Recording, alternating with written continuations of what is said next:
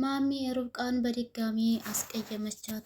ሩብቃ በዚህ ሰዓት በጣም እየታመመችና እየደከመች ነው ያለችው። እቤት ውስጥ ያለችውን አጋዣቸውን ወይንም ደግሞ አዚን አልፈልግሽም ከዚህ በኋላ ሂጂ ብላ ከስራ አሰናበተቻት። እናም ልትሄድ ያለች ቀን ቁርስ አልሰራችም ነበር። አቤል ከመኝታ ክላሱ ወጥቶ ወደ ሳሎን ሲመጣ አዚና ማሚ አንድ ላይ ቁጭ ብለዋል። አቤልም አዙ ዛሬ ደግሞ ቁርስም የለም ወይ ሲል ሲጠይቃት፣ አዙ ደግሞ ከዚህ በኋላ ስራ ልታቆም እንደሆነ ቤታቸውን ለቃ ልትወጣ እንደሆነ ስትነግረው፣ አቤል የዚህ ጊዜ ለምንድን ነው የምትሄጂው ሲል ይጠይቃታል። አዙም ደግሞ ማሚ ናታ ማሚ አልፈልግሽም ብላኛለች ስትለው፣ አቤል እንዴ ማሚ ለምንድን ነው አልፈልግሽም ያልሻት? በዚህ ሰዓት እኮ ሩብቃን ብትሆን በጣም እየታመመች ነው። ስለዚህ ሰው ያስፈልገናል እንጂ ከቤት ውስጥ ሰው ማስወጣት ማባረር የለብንም ሲልም እናቱን ያወራታል። እናትየዋ ደግሞ እኔ ነኝ አይደል እንዴ አዙን ያመጣኋት ስትጠይቀው፣ አዎ አውቃለሁ አንቺ እንዳመጣሻት ማሚ፣ ግን ደግሞ በቃ እኛ እንፈልጋታለን፣ እሷ መሄድ የለባትም። አዙ አሁን ተነሽና ወደ ስራ ግቢ፣ አትሄጅም እሺ ይላል አቤል። እናትየዋ የዚህ ጊዜ ኧረ እባክህ ሀሪፍ ባል ሆነሃል ማለት ነው እንዴ? እንደዚህ ለሩብቃ ተጨንቀህላት ነው? አጋዥ ያስፈልገናል፣ ሩብቃ በጣም ታማለች እየደከመች ነው የምትለው ስትለው፣ አቤልም ደግሞ አዎ ምርጥ ባል ሆኛለሁ፣ ለእሷ መሆን አያቅተኝም፣ ስለዚህ ከዚህ ከቤት አትሄጂም ይልና ማስጠንቀቂያ ይሰጣታል።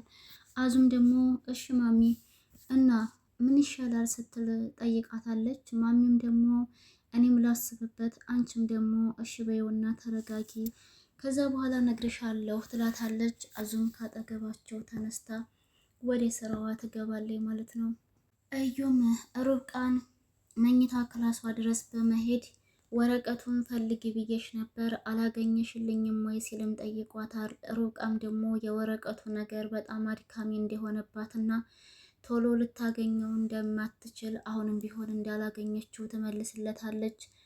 እዩ ግን ይህ ወረቀት በጣም እንደሚያስፈልገው በተደጋጋሚ አደራ ፈልገሽ እንድትሰጭኝ እያለም ይጠይቃታል። እሷም ደግሞ እሺ ችግር የለውም እኔ ወረቀቱን ፈልጌ እሰጥሃለሁ፣ ያው ግን አድካሚ እንደሚሆን እኔም ነግሬሃለሁ ስትለው፣ እሱም ደግሞ እሺ እንዴት ነበር ስትዝናኑ የከረማችሁት? አሪፍ ጊዜ አሳልፋችኋል ብዬ ተስፋ አለኝ ስልም ይጠይቃታል።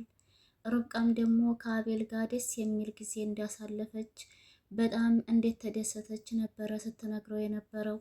እዩ ግን የቀና ይመስለኛል፣ እኔን ብቻ ይዛችሁ ሳትሄዱ ለብቻችሁ ሄዳችሁ መጣችሁ አይደል ሲልም ነበር የጠየቃት። ሩብቃም ደግሞ ሌላ ጊዜ ከአንተ ጋር እንሄዳለን ብለዋለች። ሰላም ሰላም፣ ውድና የተከበራችሁ የቻናሌ ቤተሰቦች እንዴት ናችሁልኝ? ሰላም ናችሁ? ደህና ናችሁ ወይ? እኔ ሰላም ነኝ አልሐምዱሊላህ። እንዴት ተለመደው ወደ ቻናሌ በአዲስ ቪዲዮ ተከስቻለሁ። ቤተሰብ ቆይታችሁን ከኔ ጋር አድርጉ። ቪዲዮ ስትጀምሩ ላይክ አድርጉት፣ አይከፈልበትም። ቅንነት ለራስ ነው በሚለው ቤተሰብ ዛሬ እንግዲህ ሩብቃ በሚለው ድራማ ነው የመጣሁላችሁ። ሩብቃ አሁን ላይ በጣም እየተጨነቀች ያለችበት ነገር ቢኖር የማሚ መቀያየር አስጨንቋታል። ይህንንም ለእዩ ስታወራው እዩ ደግሞ ማሚ በአንቺ ላይ ብቻና በአቤል ላይ ብቻ አይደለም የተቀየረችው፣ በእኔም ላይ ነው የተቀየረችው። ስለዚህ አንቺ ስለ እሷ አታስቢ፣ ከዚህ በኋላ ስለ ራስሽ ህይወትና ስለ ባልሽ ስለ አቤል እንዲሁም ስለ ልጅሽ ነው መጨነቅ ያለብሽ እያለም ሲያወራት ነበረ። ሩብቃም ደግሞ አይ እዩ በጣም እኮ ነው የሚጨንቀው፣ እኔ ማሚን እንደዚህ ሆና አይቻትም አላውቅም። ከዚህ በፊት ስትንከባከበኝ ነበረ፣ ያ እንክብካቤዋ ጥሩ ቃላቷና ጥሩ ፊቷ ዛሬ ላይ ተቀያይሮ በአንድ ጊዜ ምንም ነገር ሳትለኝና መጥፎ ፊት ስታሳየኝ እንዴትስ አይጨንቀኝ ብለህ ነው እዩ ስትለው፣ እዩም ደግሞ ባክሽን ስለሷ ታያት፣ አንድ ቀን መቀየሯና መስተካከሏ ስለማይቀር አሁን ይልቅንስ አንቺ ነፍሰ ጡር እንደሆንሽ ለአቤል ነገርሽው ወይንስ አልነገርሽውም ሲል ይጠይቃታል። ሩብቃም ደግሞ ለአቤል አሁን መንገር እንደማትፈልግ ያለበት ስሜት ልክ እንዳልሆነ በዚህ በመጥፎ ስሜቱ ላይ ደግሞ እሷ ነፍሰ ጡር ነኝ ብላ ልታስጨንቀው እንዳልፈለገችም ነው የመለሰችለት። እዩ ግን እንደዚህማ ማድረግ የለብሽም አቤል በዚህ ሰዓት ነብሰ ጡር እንደሆንሽ ብትነግሪውም እሰይ ልል ብሎ እንደሚቀበልሽ እርግጠኛ ነኝ። አሁን እምቢ አይልሽም እያለ ያደፋፍራታል። ሩብቃ ግን አይ ችግር የለውም ቀስ ብዬ ነግረዋለሁ ስትል ነበር የመለሰችለት። እሺ ግን ያረገሽው ልጅ ወንድ ነው ወይንስ ሴት ናት ሲልም ጠይቋታል። ስለ ወንድና ስለ ሴትነቷ አላወቅኩም፣ ግን ደግሞ ዋናው ልጅ እንኳንም ሰጠኝ ፈጣሪ ስትልም ነበረ። እዩ ግን ቶሎ ብላ ይህንን ነገር ለአቤል ማሳወቅ እንዳለባት ሲገፋፋት አይተናል። ከዛ በኋላ ወሬውንም ከጨረሰ በኋላ እንግዲህ የወረቀቱን ነገር አደራሽን ሁሉንም ነገር በሚስጥር ነው የምንሰራው ጓደኛሞች ስለሆነን ሲልም አስጠንቅቋት ከመኝታ ክላሷ ይወጣና ወደ ሳሎን ይሄዳል። ሳሎን ሲሄድ ሳሎኑ ሰው አለ፣ ግን ሰው የሌለበት ይመስላል። ጸጥ ብሎ በጣም ያስፈራ ነበረ። እናትና ልጅ አንድ ላይ ተቀምጠው ግን ምንም የሚያወሩት ወሬ አልነበረም። እዩ በጣም ስለደነገጠ ምን ሆናችሁ ነው ዝም የተባባላችሁት ሲልም ይጠይቃቸዋል።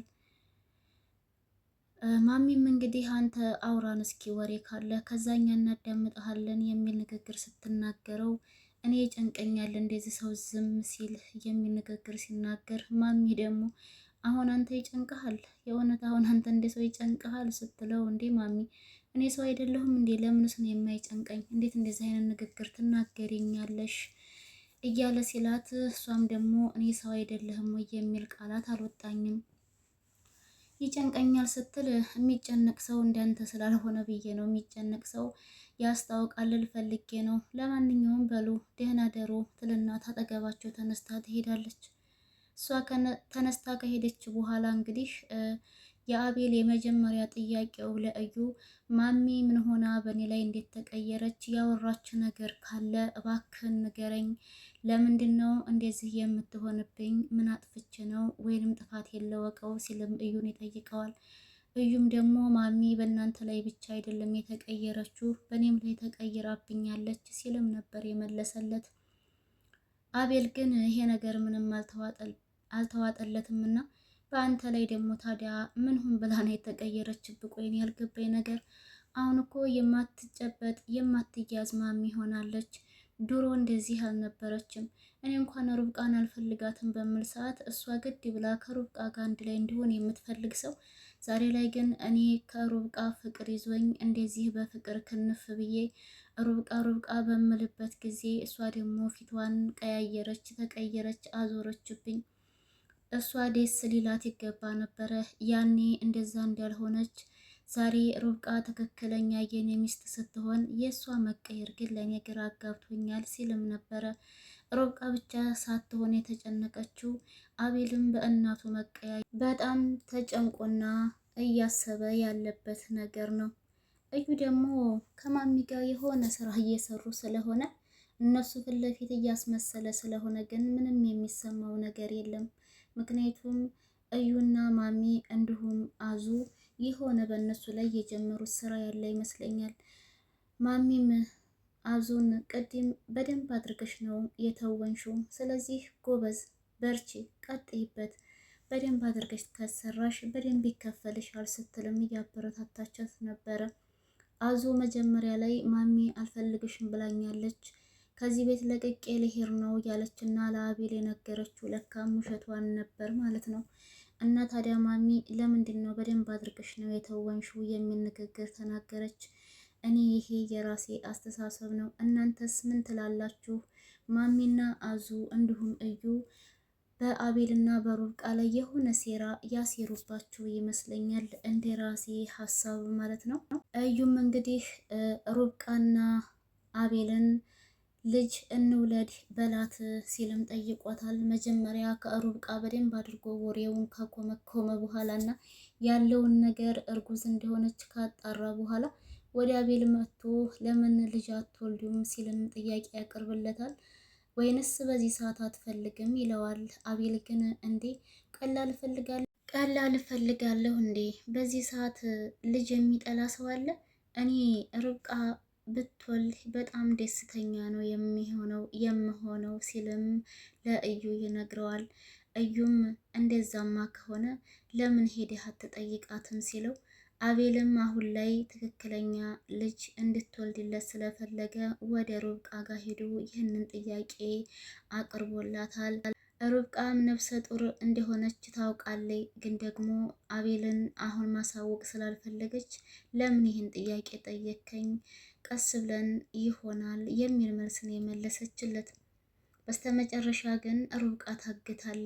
ማናገታት፣ እንዴት ታገተች የሚለው ደግሞ በቀጣይ ክፍል ላይ ይዤላችሁ የምመጣ ይሆናል። ለዛሬ እዚህ ድረስ ይበቃናል። ከተመቻችሁ ላይክ፣ ሼር፣ ሰብስክራይብ ማድረግ አትርሱ።